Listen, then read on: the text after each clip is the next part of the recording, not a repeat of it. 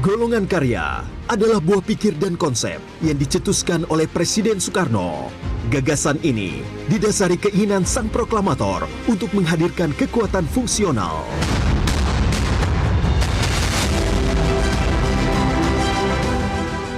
Pada tanggal 20 Oktober 1964, cita-cita Soekarno terwujud dengan lahirnya Sekretariat Bersama Golongan Karya. Sekber Golkar ini merupakan wadah dari golongan fungsional murni yang tidak berada di bawah pengaruh politik tertentu.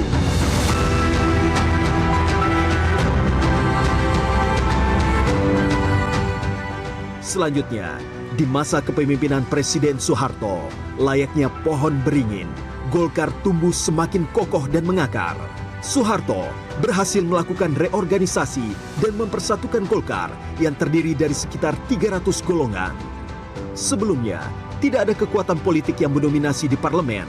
Lalu ia berhasil menciptakan pengaruh politik mayoritas melalui Golkar. Dalam masa pemerintahan selama 32 tahun, Soeharto mampu menciptakan dan menjaga stabilitas politik dan ekonomi. Presiden kedua ini membangkitkan Indonesia dari keterpurukan ekonomi dengan dibantu para pakar yang mumpuni, terutama Sumitro Joyo Hadikusumo yang merupakan ayah Presiden Prabowo Subianto. Soeharto membalikan keadaan yang berpuncak pada swasembada pangan pada 1984. Selama periode 1967 sampai 1997, pertumbuhan ekonomi Indonesia dapat ditingkatkan dan dipertahankan rata-rata 7,2% per tahun. Dalam hal kemajuan teknologi, Indonesia menjadi negara pertama di Asia Tenggara yang berhasil meluncurkan satelit, yaitu satelit Palapa A1 pada 1976. Di tahun yang sama, PT Dirgantara Indonesia didirikan dengan nama PT Industri Pesawat Terbang Nurtanio (IPTN). B.J. Habibie adalah tokoh utama dalam pengembangan industri pesawat terbang dan menempatkan negeri ini sebagai produsen pesawat terbang yang pertama di antara negara-negara ASEAN.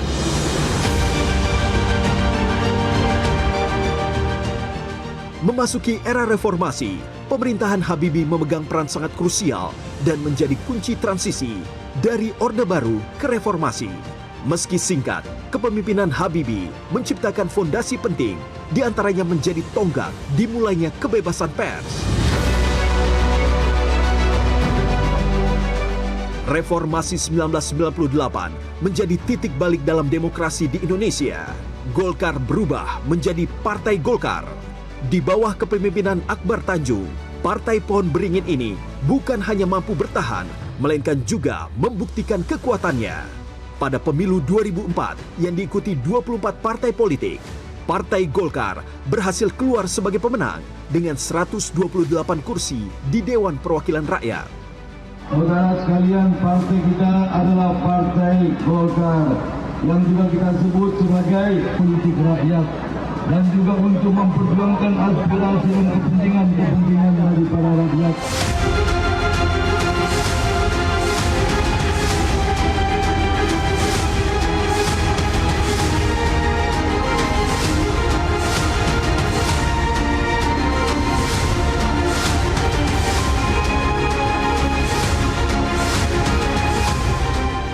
Perjalanan ketua umum dari masa ke masa telah menunjukkan kehebatan Golkar.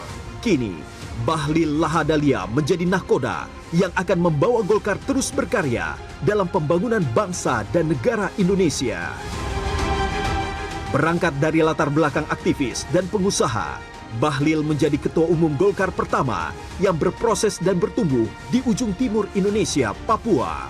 Kepengurusan ke depan, program paling pertama itulah menyukseskan pemerintahan Pak Prabowo Gibran dan berada pada garda terdepan untuk mengeksekusi seluruh program-programnya dan juga berada pada garda terdepan dengan partai-partai koalisi lain untuk menjadi benteng pertahanan ketika ada yang main-main baik dari dalam maupun dari luar. Karena ini adalah bagian implementasi daripada doktrin karya kekaryaan.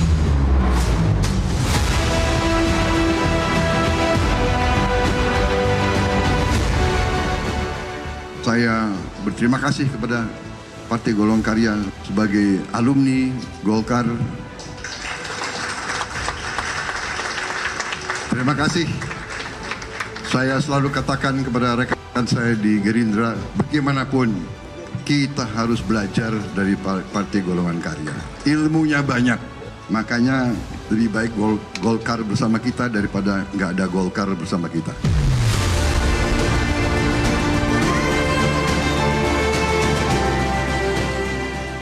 Golkar akan selalu memegang teguh komitmen karya kekaryaan, semangat untuk berkontribusi menjadi roh perjuangan partai di setiap masa. Golkar setia pada janji untuk hadir dengan solusi nyata dalam setiap tantangan yang dihadapi bangsa. Golkar solid untuk Indonesia maju. Golkar solid, Indonesia maju.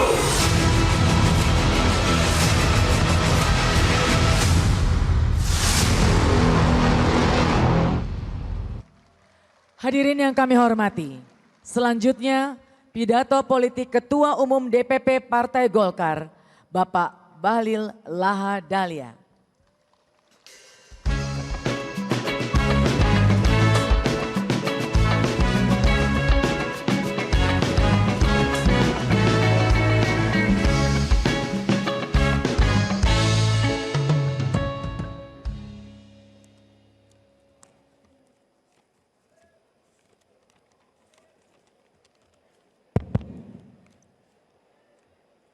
Bismillahirrahmanirrahim. Assalamualaikum warahmatullahi wabarakatuh.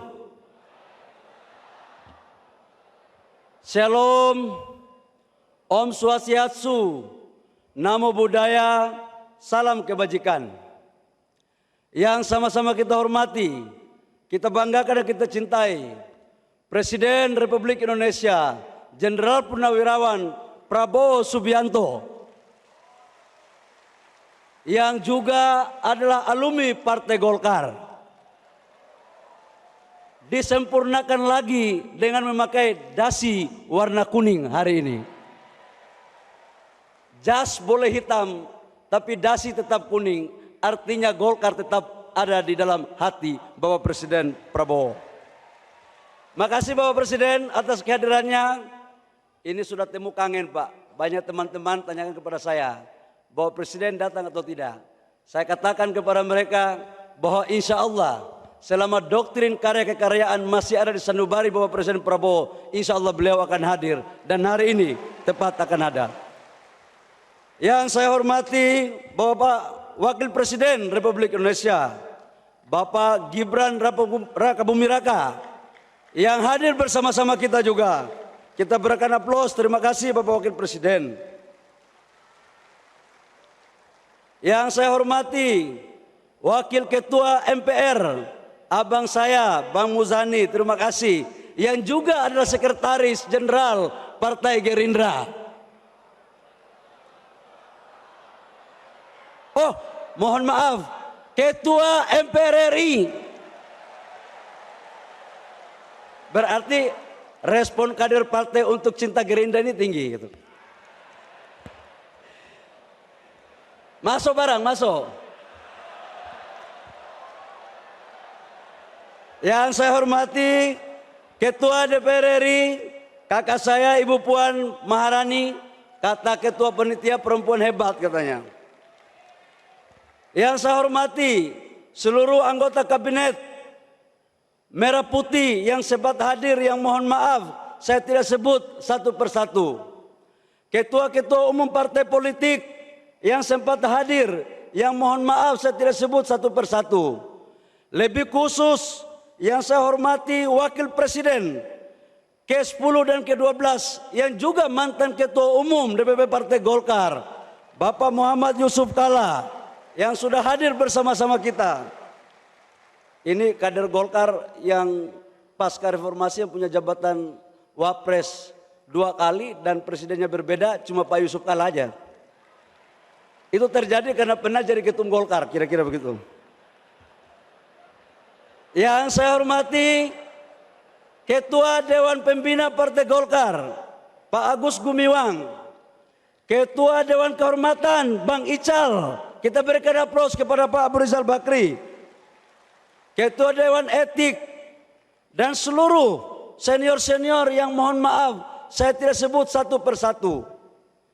Sekretaris Jenderal, Wakil-Wakil Ketua Umum, Bendahara Umum, dan seluruh pengurus DPP Partai Golkar yang hadir pada hari ini. Yang saya hormati, anggota fraksi 102 orang DPR RI yang sempat hadir di ruangan ini. Para ketua Ormas Hasta Karya, ketua-ketua Golkar, DPD 1, DPD 2, yang saya muliakan yang hadir pada hari ini. Dan seluruh anggota DPR, kabupaten, kota, provinsi yang berjumlah 2.900 yang baru selesai mengikuti pembekalan dalam mengawal pemerintahan Prabowo Gibran ke depan. Seluruh kader dan hadirin yang berbahagia.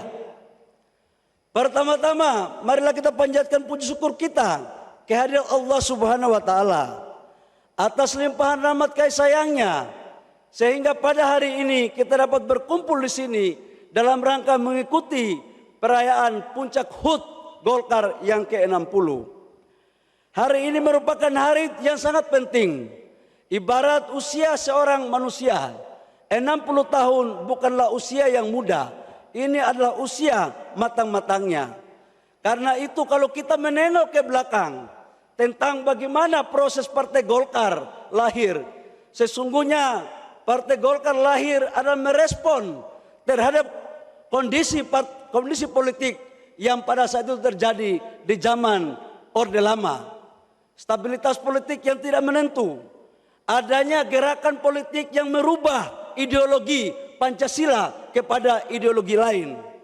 Atas dasar kesadaran itulah kemudian muncul gabungan organisasi-organisasi yang mengatasnamakan sebagai sekber dan mendeklarasikan diri pada tanggal 20 Oktober tahun 64. Dan disitulah terjadi bergabungnya antara TNI dan organisasi-organisasi sebagai cikal lahirnya Partai Golkar.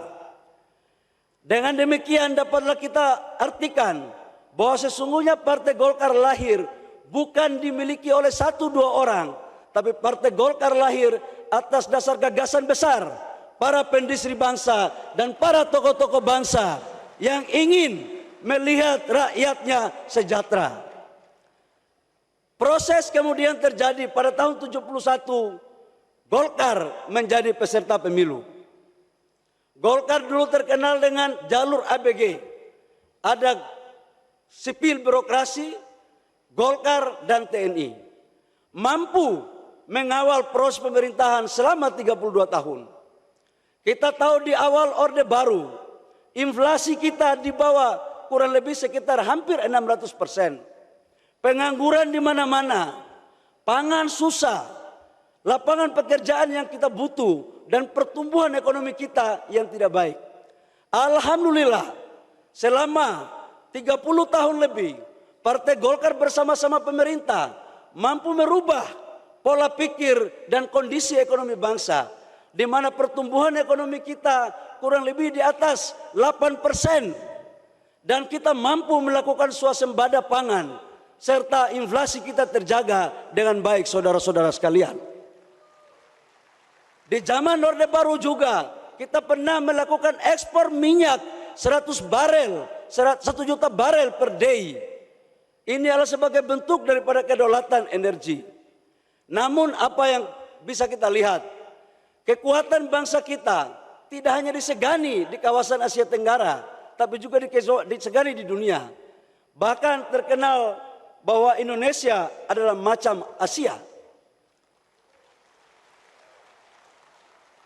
Golkar lahir untuk mengawal proses pembangunan. Golkar lahir untuk menentukan dalam rangka mewujudkan apa yang dicita-citakan oleh para pendiri bangsa tentang kesejahteraan, tentang pendidikan, tentang kesehatan. Bapak Presiden, hadirin yang berbahagia, di akhir masa kepemerintahan Orde Baru, kita lihat bahwa negara kita juga mampu bersaing secara teknologi di bawah pimpinan B.J. Habibie. Namun pertanyaan yang muncul adalah, apakah negara-negara tetangga atau negara di luar itu ikhlas dan senang melihat Indonesia maju?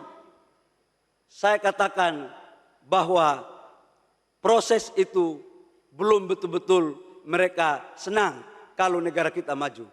Apa yang terjadi? Krisis ekonomi melanda negara kita pada tahun 98 yang diawali dengan krisis ekonomi berujung pada persoalan krisis politik. Mahasiswa yang waktu itu juga salah bagian daripada mahasiswa meminta pergantian pemerintah. Dan tidak hanya di sana, Golkar pun diminta turut untuk dibubarkan. Ini adalah fase-fase yang berat Bapak Ibu semua. Tapi kita diuntungkan, kita mempunyai kader-kader patriot, kader-kader Partai Golkar yang negarawan, kader Partai Golkar yang mempunyai kecerdasan, kemampuan komunikasi politik yang dipimpin langsung oleh Ketua Umum Bang Akbar Tanjung. Kita lihat Bapak Ibu semua, di sini adalah fase perubahan baru bagi golongan karya bertransformasi menjadi partai politik. Ini adalah pertama. Dan di tahun 99, kalau kita melihat banyak rakyat di pelosok-pelosok, di kota-kota, saya pernah melihat waktu itu masih mahasiswa, Bang Akbar memimpin kampanye dengan tokoh-tokoh Golkar yang lain. Sempat dari bis ke bis, dari jalan tol ke jalan tol, menghadang mereka. Tapi daya patriotisme, kemudian Golkar mampu keluar menjadi partai pemenang pada pemilu tahun 99, saudara-saudara semua. Pada tahun 2004, Golkar dengan paradigma baru Partai Golkar di zaman pasca reformasi mampu memainkan peran dengan melakukan konvensi agar kemudian 2004 menjadi partai pemenang. Konvensi adalah sebuah strategi yang menurut saya jitu, dan waktu itu peserta konvensinya adalah Ketua Umum Bang Akbar Tanjung, Bang Ical, kemudian Pak Surya Paloh, kemudian Pak Wiranto, dan Bapak Presiden Prabowo. Yang menang waktu itu adalah Pak Wiranto. Namun dalam Pilpres belum Allah mengizinkan jadi presiden. Tetapi yang kalah konvensi 20 tahun kemudian langsung terpilih jadi presiden. Jadi memang di Golkar ini ya ketua umum itu belum tentu jadi presiden. Belum tentu. Karena Golkar ini inklusif. Dan itu telah dicontohkan oleh Bang Akbar. Beliau ketua umum membuka diri bagi yang lain untuk ikut berkompetisi. Artinya apa? Yang saya mau sampaikan bahwa Golkar sebagai partai yang betul-betul adaptif, yang mau mengikuti perkembangan tentang sistem politik yang ada. Pasca pemilihan konvensi, apakah kemudian Partai Golkar sudah selesai? Enggak lagi. Muncul fase berikut. Pasca konvensi, Partai Golkar melahirkan kader-kadernya yang luar biasa, kemudian mendirikan partai lain. Jadi Golkar selalu silih berganti, naik turun. Diawali dengan Hanura yang didirikan oleh Pak Wiranto. Waktu itu orang berpikir Golkar akan semakin suaranya turun. Tapi alhamdulillah, sekalipun ada yang pergi, ada juga yang datang. Setelah Pak Wiranto pergi mendirikan Partai Hanura, ada satu lagi kader terbaik Partai Golkar, mendirikan Partai Gerindra.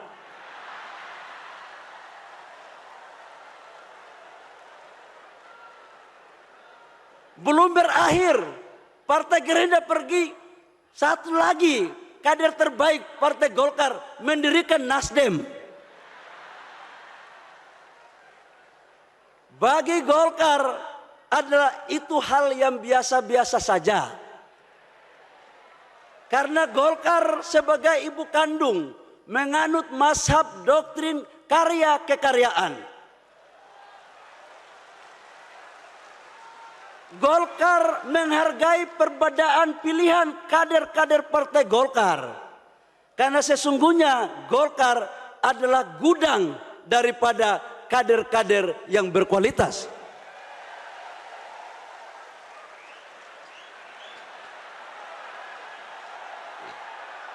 Saya juga ingin menyampaikan bahwa dalam perilaku politik Golkar tidak pernah menghina atau meremehkan partai yang lain. Kami selalu berjiwa besar untuk menghargai kebesaran partai lain. Dan oleh karena itu dalam perspektif hubungan kami dengan partai-partai yang lain, khususnya alumni-alumni Partai Golkar, kami seperti satu rumah, cuma beda kamar saja.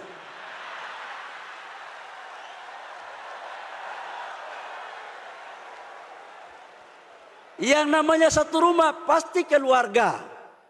Cuman itulah perbedaan. Golkar adalah ibu kandung yang melahirkan anak-anaknya. Bapak Presiden, hadirin yang berbahagia.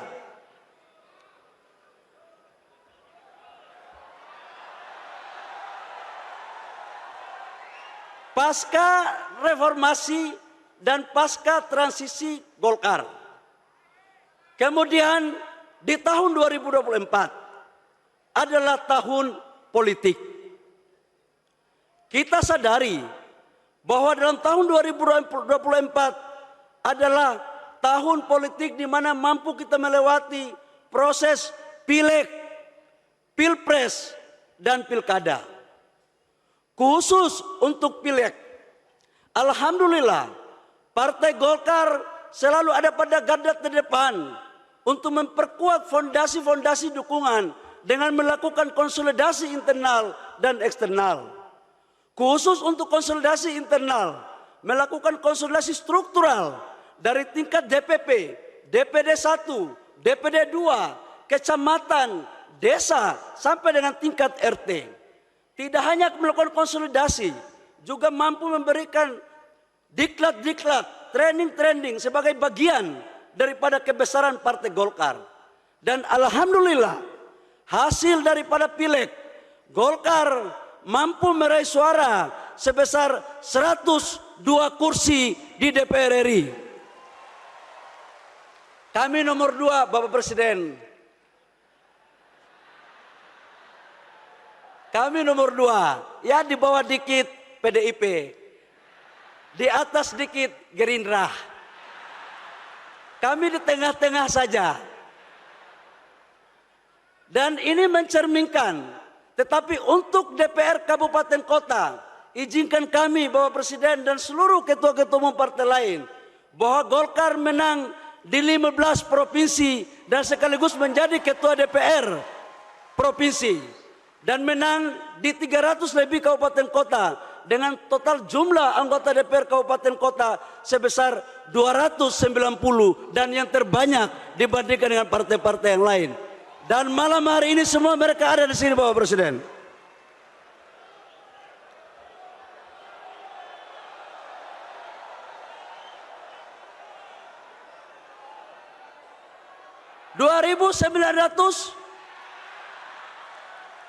Oh, maklum ketua umum baru. Kalau datanya belum clear itu salah sekjen. Tuh. Bapak Presiden dan hadirin yang saya hormati, terkait dengan Pilpres, alhamdulillah Golkar bersama-sama Partai Gerindra dan Partai Koalisi telah bersepakat untuk mencalonkan pasangan calon presiden pada saat itu Prabowo Gibran dengan nomor urut 2. Golkar dan partai koalisi yang lain bersama-sama bekerja keras untuk memenangkan pasangan kita untuk menjadi presiden dan wakil presiden.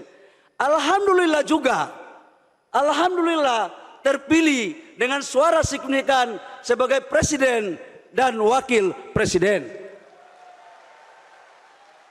Ini karena sudah banyak belajar soalnya.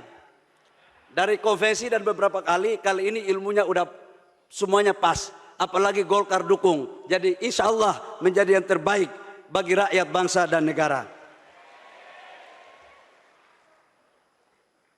Selain daripada Pilpres, yang terakhir yang baru kita saksikan bersama-sama adalah Pilkada. Pemilu kada baru selesai. Banyak kenangan, cerita, dan tulisan dari lubuk hati maupun dari lubuk-lubuk yang lain. Yang hampir suaranya semuanya sama. Kok pilkadanya kosnya tinggi ya? Setelah pilkada, sekarang mulai kita mengatakan saling menyalahkan antara satu dengan yang lain. Ada yang merasa bersih dan yang lain kotor. Ada yang merasa membawa institusi A, institusi B ikut intervensi. Saya ingin mengatakan kepada kita semua di sini sebagai sesama anak bangsa, Golkar berpandangan tidak untuk kita saling menyalahkan antara satu dengan yang lain. Kalau itu salah adalah salah kita semua, dan kalau itu benar adalah benar kita semua.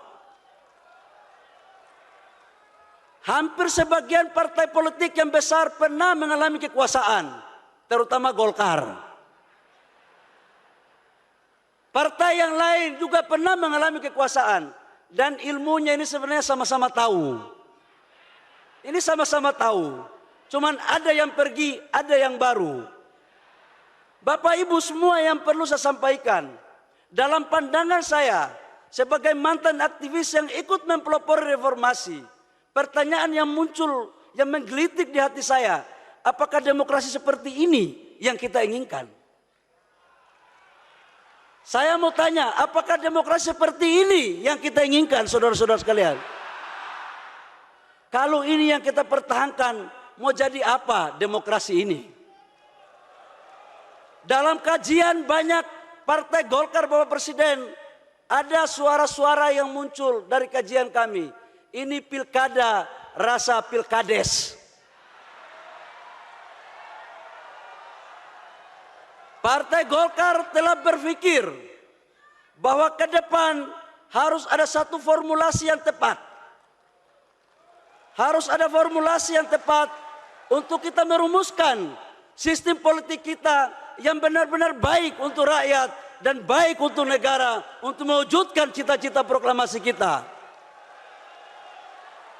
Dalam pandangan Partai Golkar, tujuan negara kita bukanlah hanya demokrasi.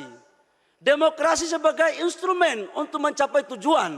Dan tujuan negara kita itu adalah mensejahterakan kehidupan bangsa, ikut mencerdaskan kehidupan bangsa, dan ikut mengambil bagian dalam ketertiban dunia, dan sekaligus menjaga marwah negara kita. Jangan kita melakukan disorientasi. Dan saya pikir Bapak Presiden, kalau memang partai lain yang belum mau menginisiatif, izinkan kami untuk Golkar memulai dialektika ini.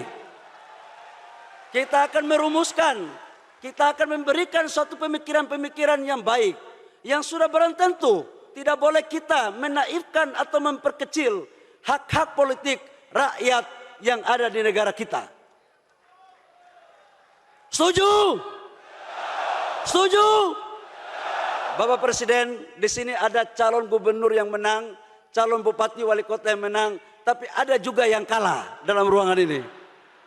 Jadi menang maupun kalah, saya pikir yang menang jangan jumawa.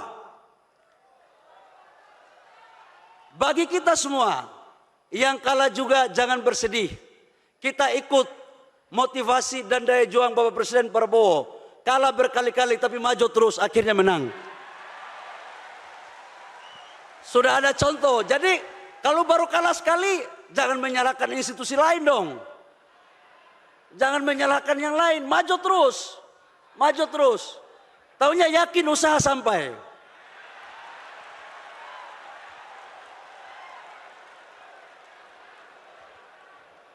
Jadi kita harus, Partai Golkar harus betul-betul mampu memainkan peran. Bapak Presiden, hadirin yang berbahagia, dalam konteks positioning Partai Golkar untuk mendukung pemerintah, kami telah bersepakat di dalam Munas untuk mengawal seluruh program-program pemerintah Presiden Prabowo dan Wakil Presiden Pak Gibran. Terutama dalam aspek cita, minimal ada 4 program terkait dengan kedaulatan pangan, energi, hilirisasi, dan makanan bergizi. Bagi Partai Golkar ini sejalan dengan roh, gagasan, dan tujuan partai. Hanya dengan hilirisasilah mampu kita menciptakan lapangan pekerjaan, mampu meningkatkan pertumbuhan ekonomi, dan mampu melakukan penetrasi terhadap pemerataan pertumbuhan ekonomi. Kedaulatan pangan dan kedaulatan energi merupakan kebutuhan bangsa.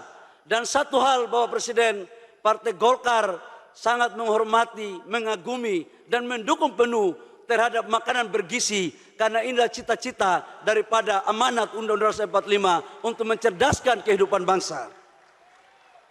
Dalam perspektif itulah kemudian kami ucapkan terima kasih kepada Bapak Presiden Prabowo dan Wakil Presiden Pak Gibran Rakabuming Raka yang telah mempercayakan kepada kader-kader terbaik Partai Golkar untuk duduk di anggota kabinet. Dalam hitungan kami ada 7 menteri, ada 8 menteri yang Bapak jadi pembantu Bapak Presiden, termasuk Ketua Umum Golkar. Ada 8, ada 1 jabatan setingkat menteri, gubernur tanpa pilkada, yaitu Gubernur Lemhanas. Ada 3 wakil menteri.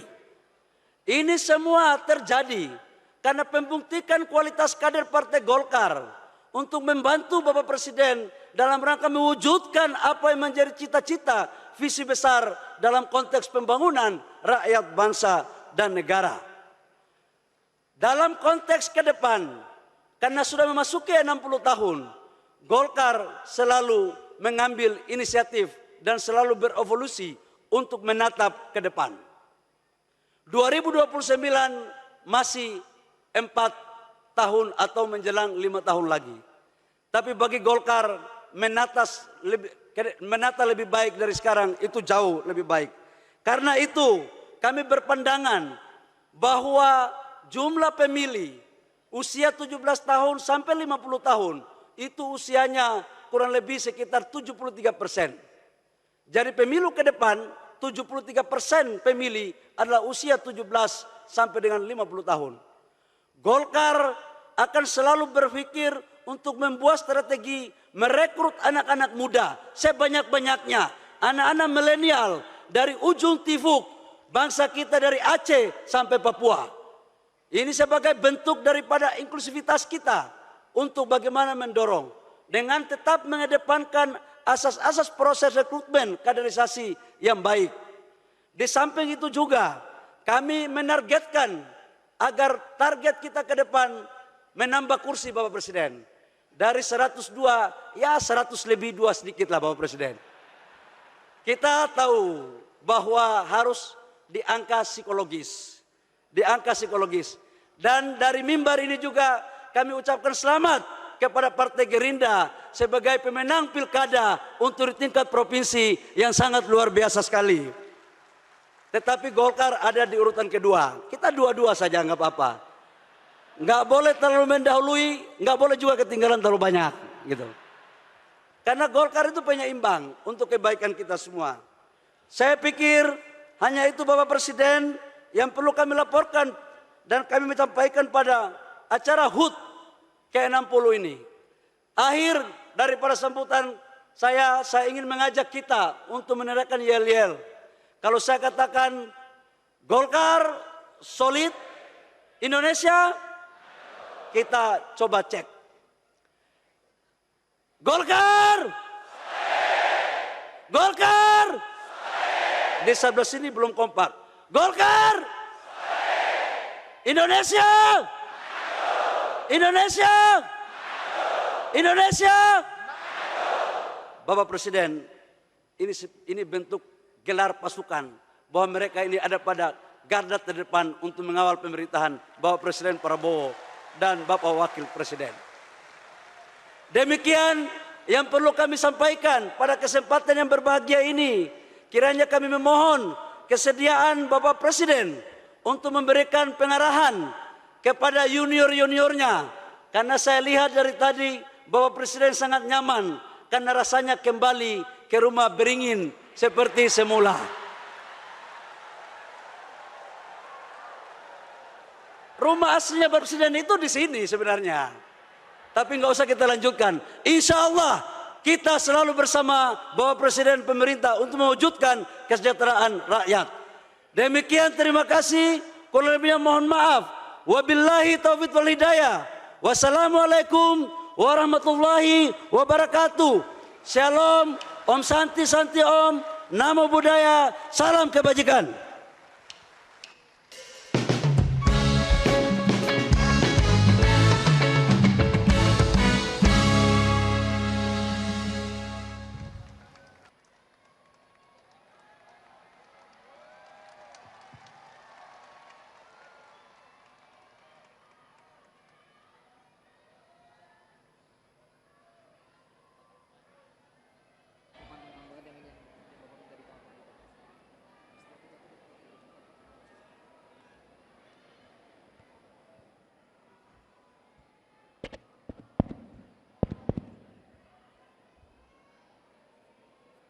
Bismillahirrahmanirrahim.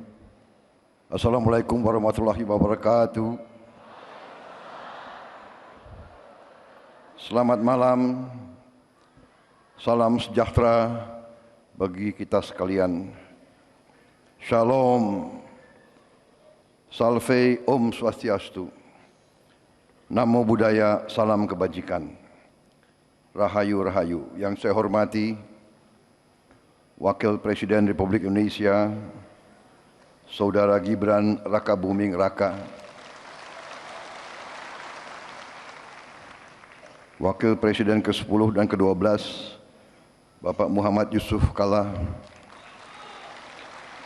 Ketua Umum Partai Golongan Karya, Saudara Bahlil Laha Dahlia, Ketua MPR RI, Saudara Ahmad Muzani, Ketua DPR RI, Ibu Puan Maharani yang saya hormati, para Ketua Umum Partai Politik yang hadir, Ketua Umum Partai Amanat Nasional Saudara Zulkifli Hasan,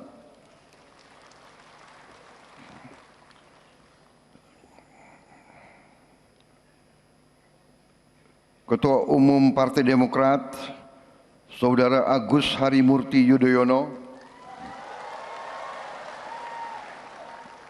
Ketua Umum Partai Kebangkitan Bangsa, Saudara Muhaimin Iskandar,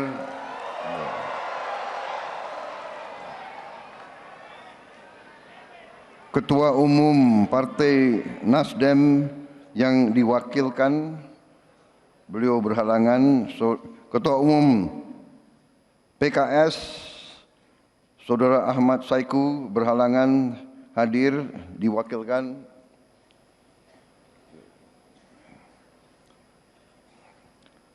Ketua Umum PSI, Saudara Kaisang Pangarep berhalangan hadir, diwakilkan.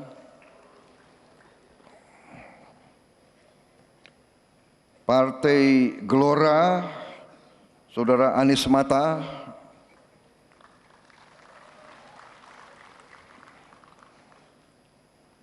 sekalian di absen gitu.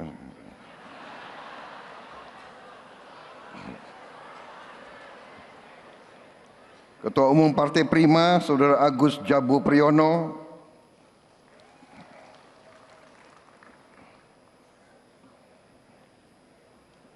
kebetulan pakai baju yang bagus malam hari ini.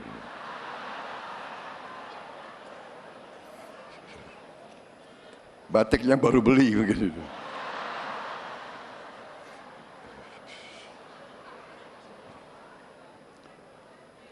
Ketua Umum Partai Garuda, Saudara Ahmad Riza Sabana,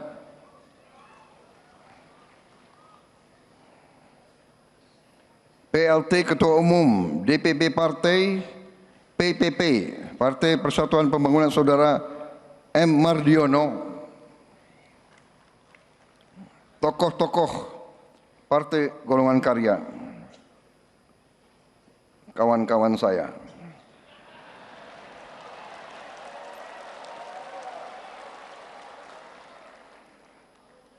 Kalau begini saya ingat pantun.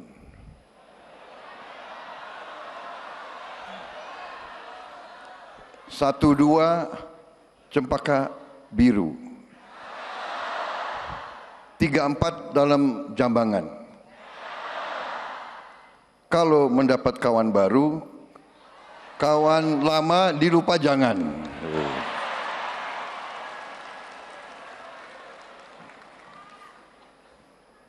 Saya juga lihat di sini banyak senior-senior. Ketua Dewan Kehormatan Saudara Abu Rizal Bakri, Ketua Dewan Etik Saudara Muhammad Hatta, Ketua Dewan Kehormatan Saudara Akbar Tanjung yang diwakili oleh Ibu Akbar Tanjung, Ketua Dewan Pembina Saudara Agus Gumiwang, tokoh-tokoh Saudara Bambang Susatyo, Saudara Agung Laksono, Sekjen Saudara Sarmuji, Bendara Umum Saudari Sari Yuliati, para Wakil Ketua Umum, para anggota DPR RI, anggota DPRD, provinsi dan kabupaten kota yang hadir, para gubernur dan wakil gubernur serta bupati wali kota yang terpilih dan yang belum terpilih yang hadir. Seluruh kader Partai Golkar, keluarga besar Partai Golkar di seluruh Indonesia yang saya hormati dan saya banggakan.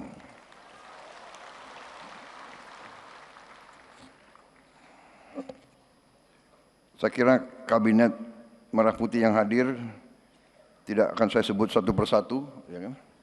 Tanpa mengurangi rasa hormat. Soalnya banyak sekali di sini.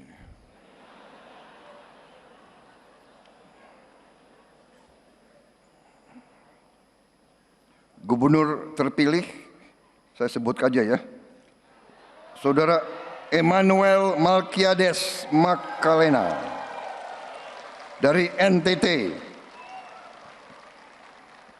Saudara Rudi Masud dari Kalimantan Timur, Saudara Amsar Ahmad dari Kepulauan Riau, Saudara Hidayat Arsani dari Bangka Belitung, Wakil Gubernur terpilih Bapak Erwan Setiawan dari Jawa Barat, Ibu Ida Saidah dari Gorontalo, Bapak Surya dari Sumatera Utara, Ibu Indah Damayanti Putri dari NTB. Saudara-saudara sekalian, terima kasih atas undangan untuk menghadiri peringatan hari ulang tahun ke-60 Partai Golongan Karya. Saya sering hadir acara peringatan hari ulang tahun Partai Golkar, sering. Tapi sekarang rasanya agak berbeda. Karena sekarang saya hadir sudah sebagai Presiden Republik Indonesia.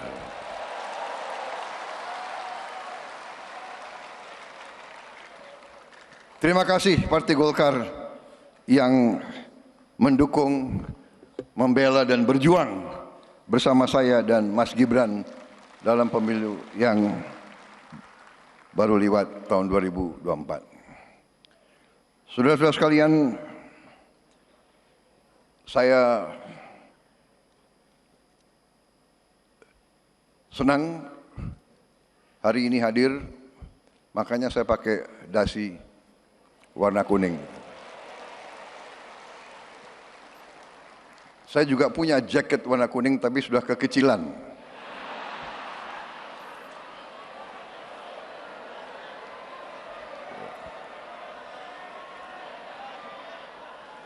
Jadi jalan tengah tadi cari sekpri, buru-buru cari apa itu dasi warna kuning. Saudara-saudara sekalian, hadir hari ini, sore hari ini, saya melihat semangat yang baik, terutama dari Ketua Umum Saudara, Ketua Umum yang baru. Ya. Beliau saya kenal juga tidak lama, baru-baru saja kita kenal, Pak ya. Baru-baru saja.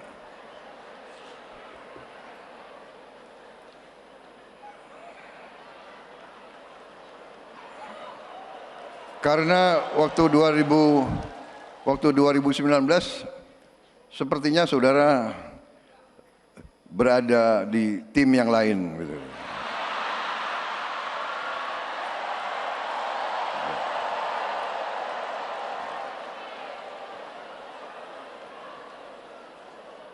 Maaf, saya lihat juga tokoh-tokoh dari PDIP hadir di sini mendampingi Ketua DPR RI.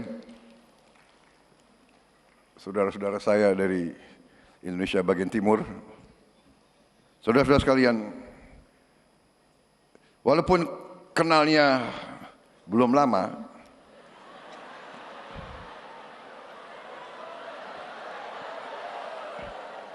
tapi saya harus akui, saya terkesan sama saudara Bahlil, terkesan, benar. Beliau, saya lihat gerak-geriknya,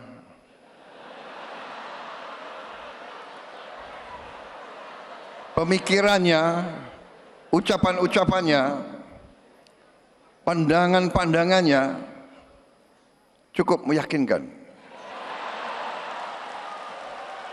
Nah, serius ini, serius. Waktu saya gabung dengan Pak Jokowi di kabinet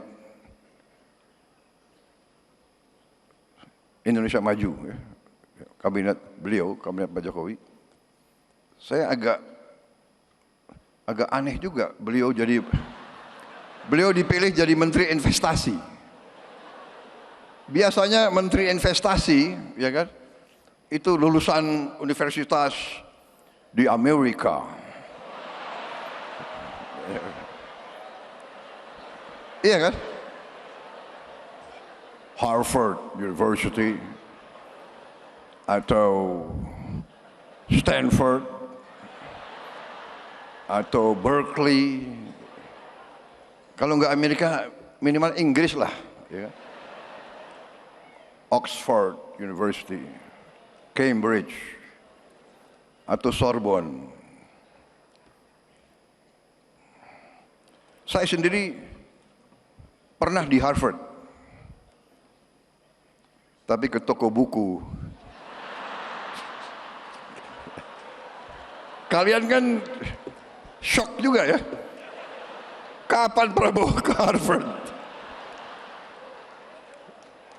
Saudara-saudara sekalian, enggak benar, ini serius.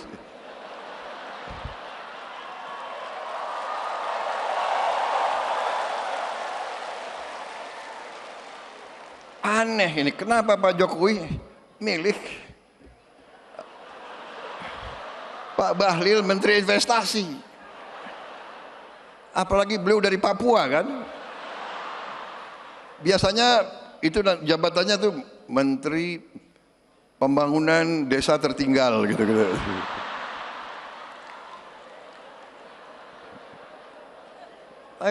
Beliau pilih Menteri Investasi. Waktu saya ketemu, saya tanya, Pak Bahlil, Anda pelan-pelan saya nanya nggak enak, tersinggung. Pak Bahlil, Anda lulus dari universitas mana? Pak, universitas saya nggak ada di Google, katanya.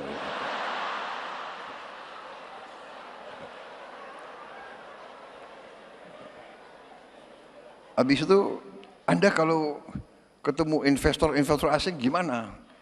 Ya kan? Saya nggak mau tanya, Anda bahasa Inggrisnya bagus nggak, gitu kan?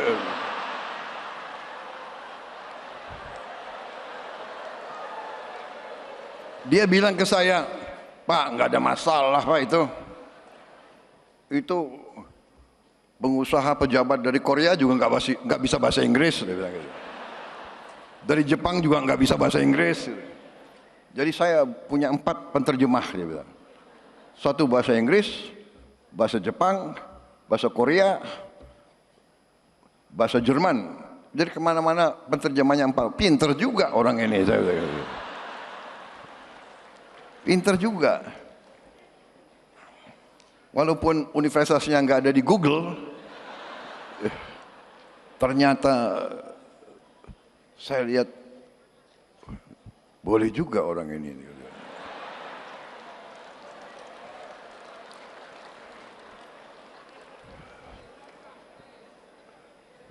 Jadi ternyata beliau besar di Fak-Fak ya. Fak-Fak itu di pantai ya. Jadi waktu kecil orang tuanya selalu kasih makan ikan. Jadi cerdas.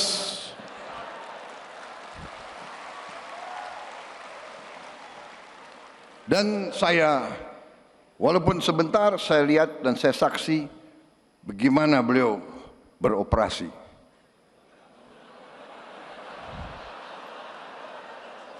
Bagaimana beliau, jadi selain beliau menteri yang sukses, terus terang aja, saya nilai sukses sebagai menteri. Dan selain sukses, beliau juga ternyata operasinya luar biasa. Operasinya. Loh, seorang pemimpin politik ya harus demikian, ya kan? Mengerti masalah politik, mengerti ekonomi, mengerti kenegaraan, mengerti operasi. Kalau enggak bisa jadi pemimpin politik. Dan ternyata penilaian saya benar. Beliau terpilih sebagai Ketua Umum Partai Golongan Karya. Dan saya melihat bahwa di atas kepintaran, di atas teknokrasi, di atas profesionalisme,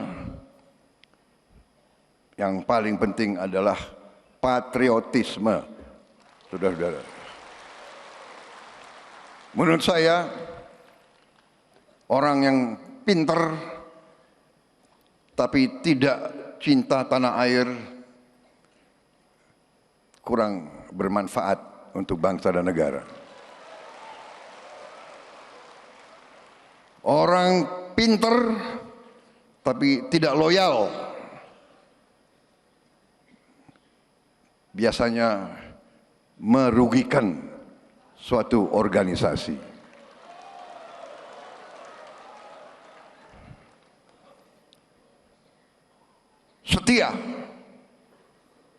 Setia gampang diucapkan, sulit untuk dilaksanakan. Setia terutama adalah kepada bangsa, negara, dan rakyat. Dan itu yang saya lihat dari Saudara Bahlil. Ini bukan saya muji-muji ya. Saya presiden loh.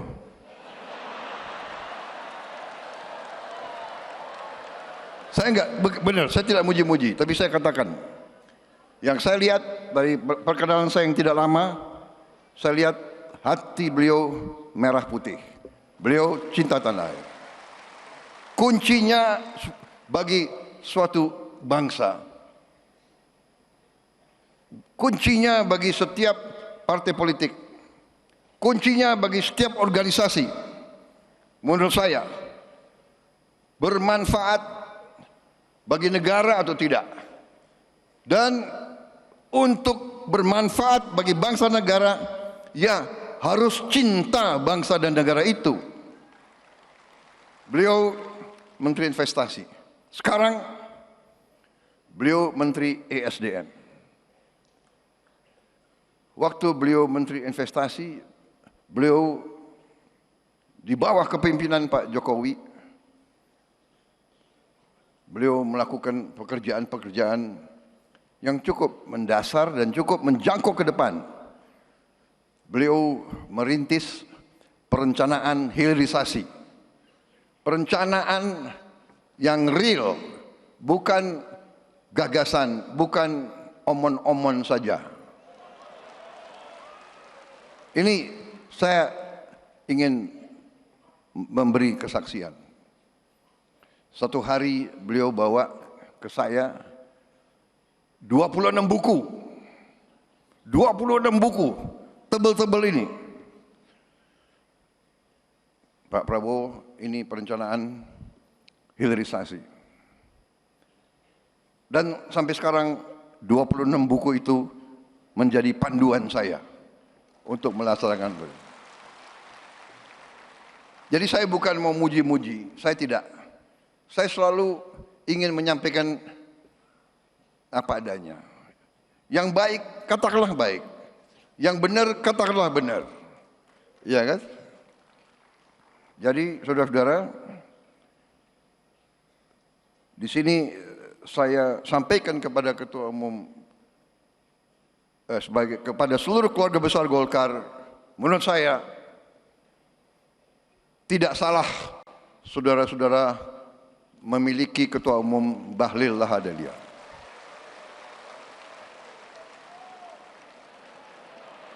Memang saya setuju, golongan karya ini gudang orang-orang hebat.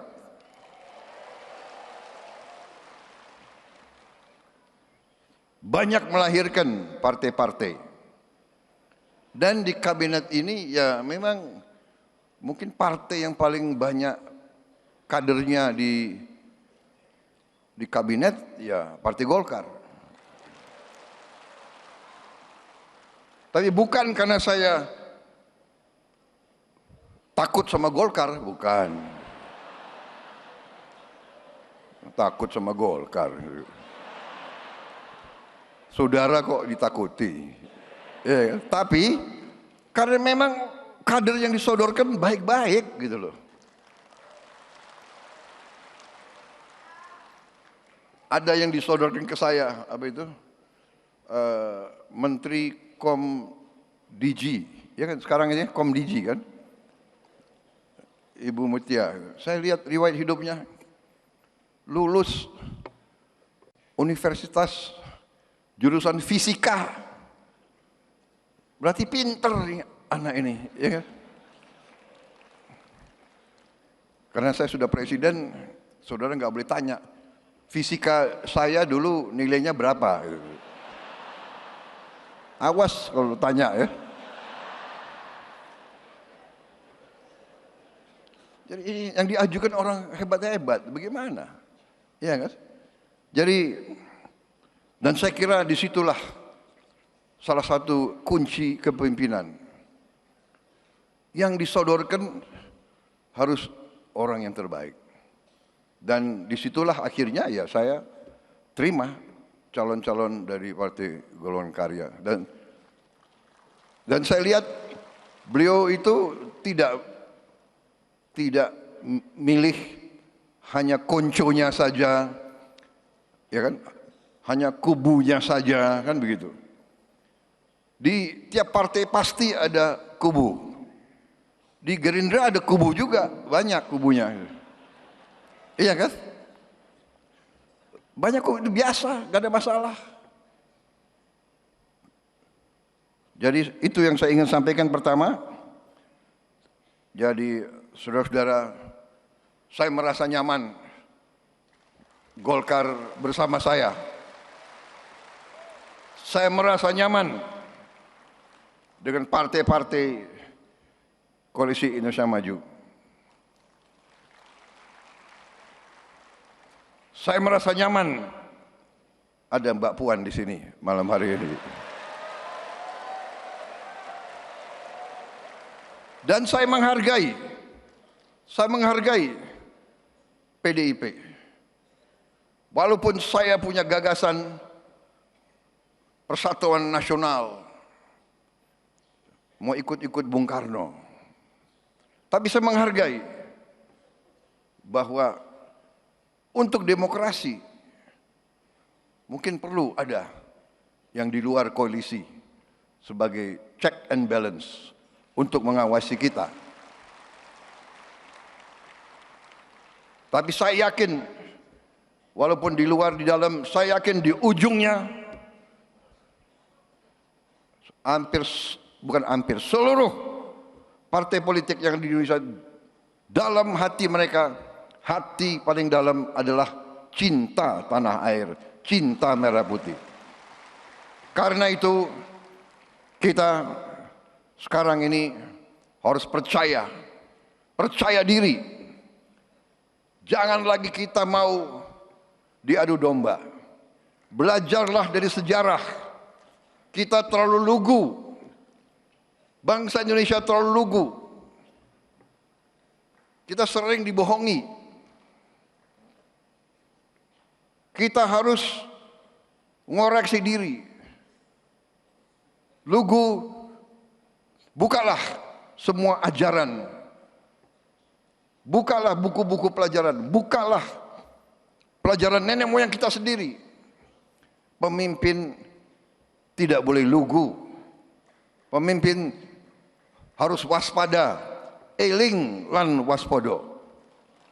Tidak boleh lugu. Makanya saya perlu cukup lama untuk menjadi Presiden Republik Indonesia. Saya menganggap itu sebagai bagian penggemblengan, bagian pendidikan, saudara sekalian. Sebenarnya capek juga 20 tahun. Ya kan? 2004, 2009, 2014, 2019, baru tahun 24.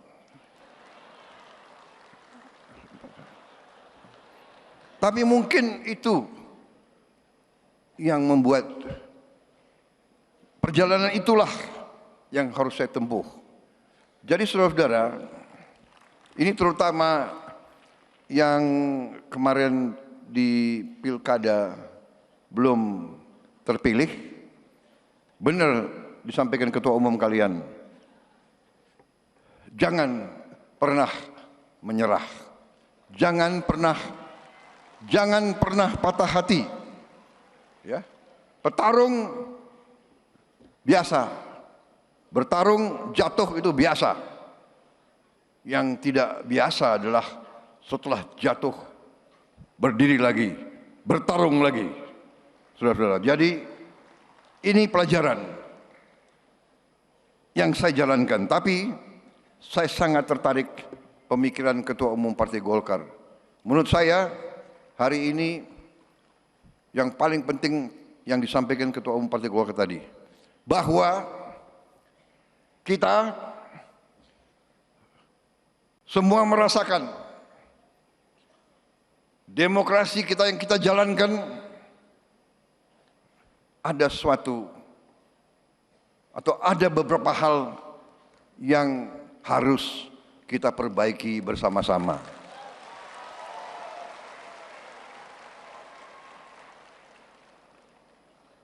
Menurut saya kita harus perbaiki sistem kita. Dan kita tidak boleh malu untuk mengakui bahwa kemungkinan sistem ini terlalu mahal. Betul. Dari wajah yang menang pun saya lihat lesu juga. Yang menang lesu, apalagi yang kalah.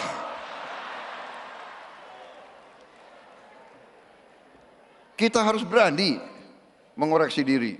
Karena itu saya hargai bahwa Ketua Umum Saudara itu jeli.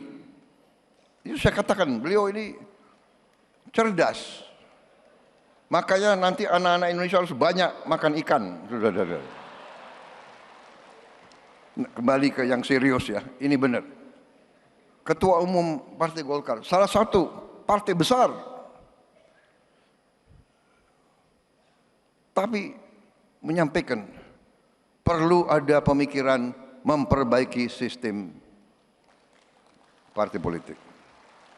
Apalagi ada Mbak Puan, kawan-kawan dari PDIP, kawan-kawan partai-partai lain, mari kita berpikir, mari kita tanya, apa sistem ini berapa puluh triliun habis dalam 1-2 hari dari negara maupun dari tokoh-tokoh politik masing-masing. Ya kan? Saya lihat negara-negara kita, tetangga kita efisien. Ya, Malaysia, Singapura, India. Sekali milih anggota DPRD, sekali milih, ya sudah. DPRD itulah milih gubernur, milih bupati.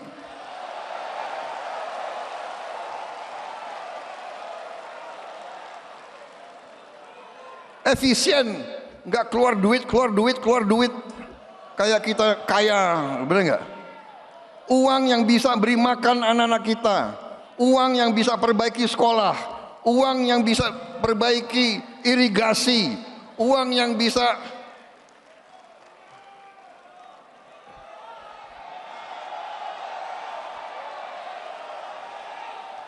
ini sebetulnya begitu banyak ketua umum partai di sini, sebenarnya kita bisa putuskan malam hari ini juga. Gimana?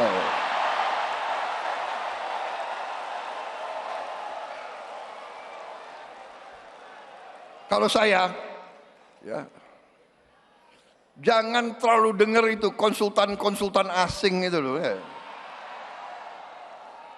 Saya sekali lagi, saya tidak mau mengajak kita untuk anti orang asing, tidak. Tapi belum tentu mereka mikirin kita kok, ya kan? Hah? Ya kan?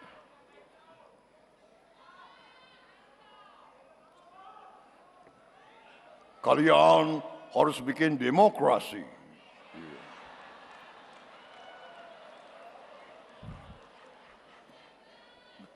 Sebaiknya kalian kalau bisa tiap 3 bulan pilkada.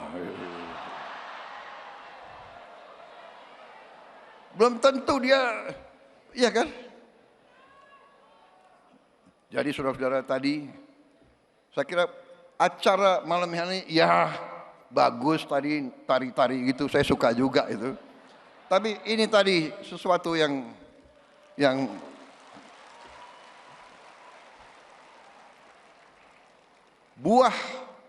buah dari acara malam hari yang paling penting tadi, keberanian seorang ketua umum partai menyampaikan sesuatu yang menjadi pembicaraan semua partai. Benar enggak? Ketua umum partai, benar enggak? Kalian kembali dari pilkada, kapok enggak? Benar enggak? Yang menang, yang kalah begini semua.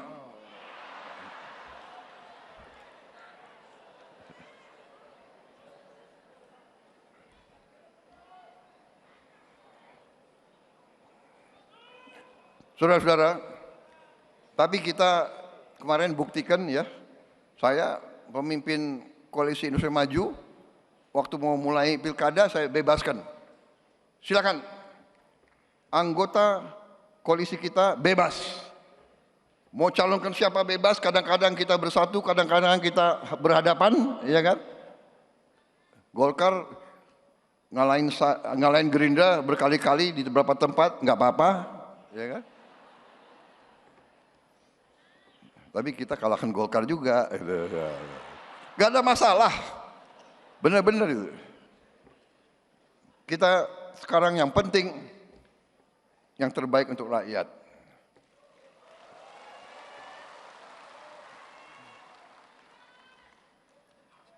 Saya kira cukup ya sambutan saya. Betul,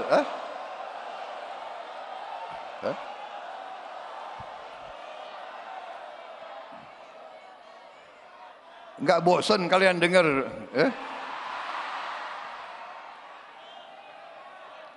Hati-hati loh. Saya minum kopi dulu ya, boleh.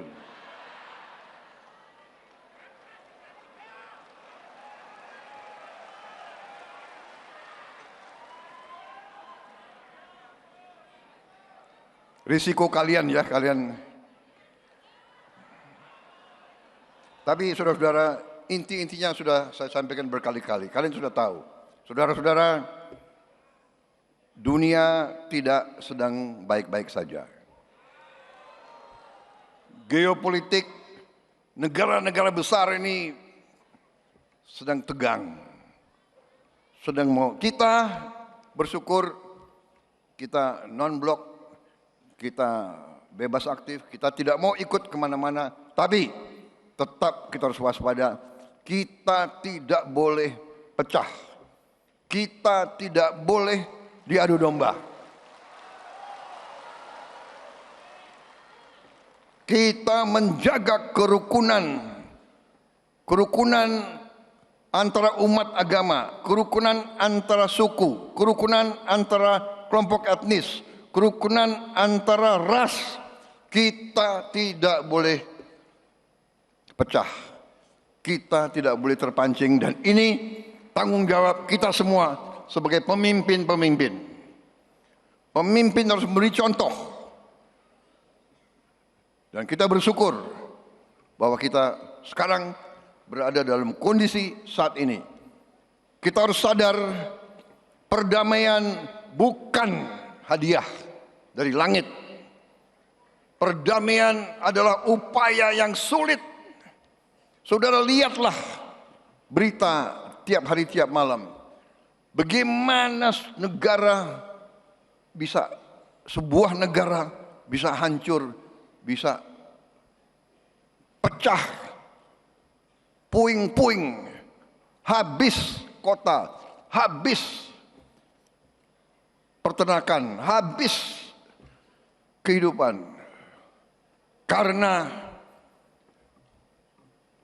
tidak arifnya para pemimpin. Saudara-saudara sekalian, tidak semua negara dan tidak semua kekuatan di dunia beritikat baik. Untuk itu kita harus waspada. Kita harus waspada. Dan kuncinya adalah kalau semua unsur pemimpin dari semua lapisan bisa rukun bersatu. Tidak berarti kita tidak beda pendapat, tapi di ujungnya kita tidak boleh bermusuhan. Saudara-saudara, saya tidak pernah mau terpancing untuk membenci. Di bidang politik kita tidak boleh sampai membenci lawan, mencaci maki, menghardik. Kembali kepada kepribadian kita, kembali ke kepribadian asli bangsa Indonesia. Dari seluruh suku,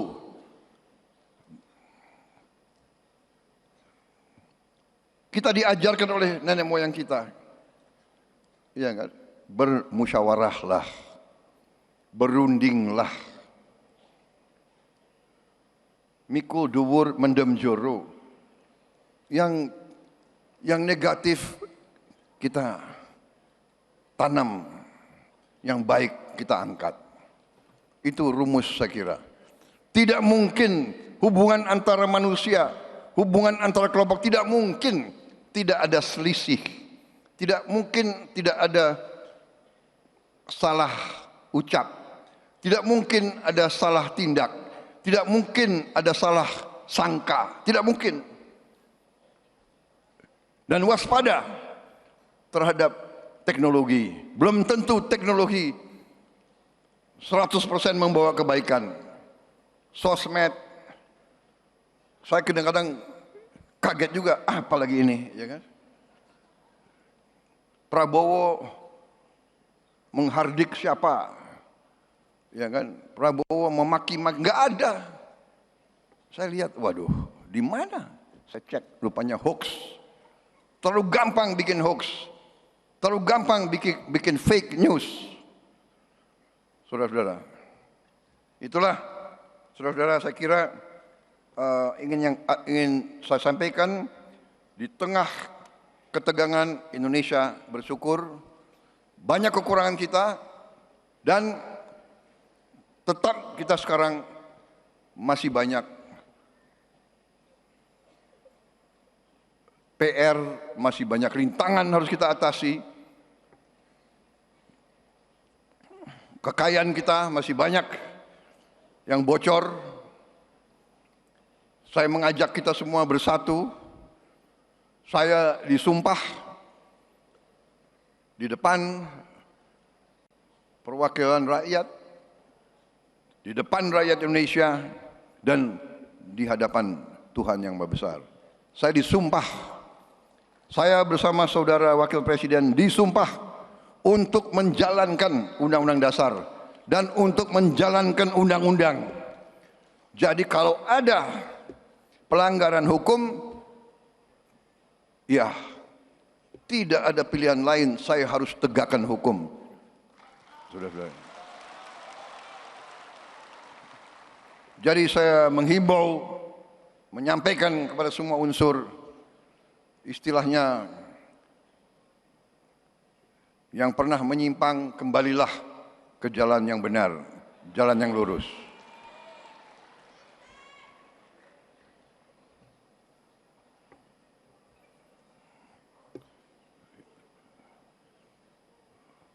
Semua unsur harus patuh sama hukum. Saya melihat laporan-laporan terlalu banyak kekayaan kita, ada yang diselundupkan keluar, illegal mining, illegal ini, illegal itu, ya, manipulasi, laporan, nggak mau bayar pajak, nggak mau bayar kewajiban kepada negara, menerima fasilitas dari negara, memanfaatkan milik rakyat tapi tidak memenuhi kewajibannya, akan kita hentikan.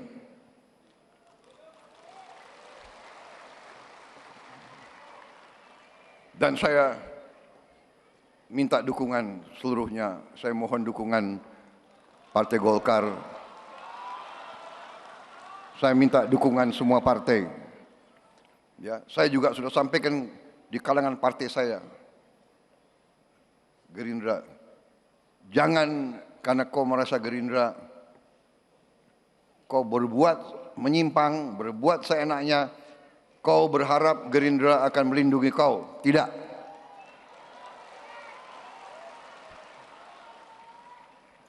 Ini semua saya sampaikan kepada yang menang-menang, gubernur, wali kota, bupati. Tanya mereka apa yang saya sampaikan waktu mereka menang. Selamat kau menang.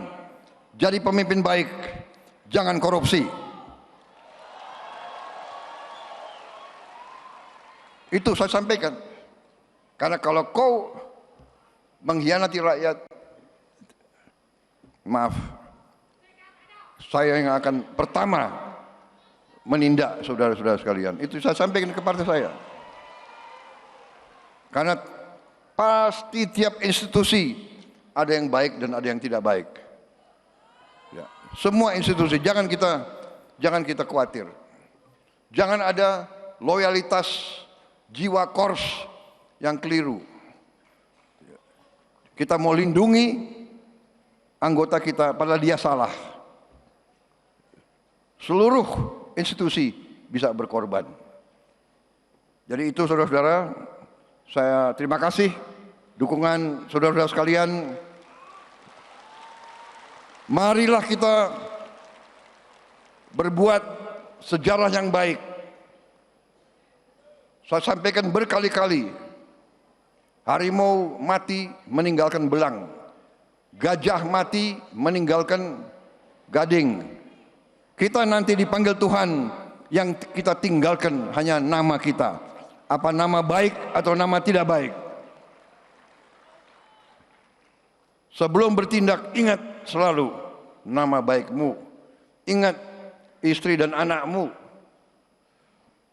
Saya sedih kalau saya lihat ada kawan saya, rekan saya, mantan senior saya, mantan junior saya ditangkap masuk penjara. Saya sedih. Saya bertanya, bagaimana istrinya, bagaimana anaknya, bagaimana anaknya di sekolah? Bapakmu koruptor ya? Oh, bapakmu kemarin ditangkap ya? Bagaimana anaknya? Coba.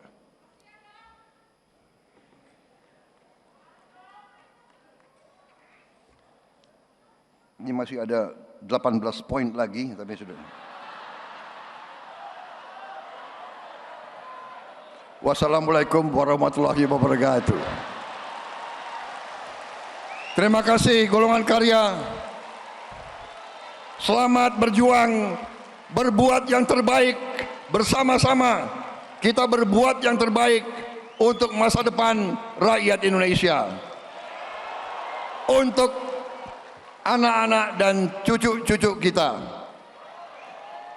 Majulah golongan karya. Merdeka! Merdeka! Merdeka! Terima kasih.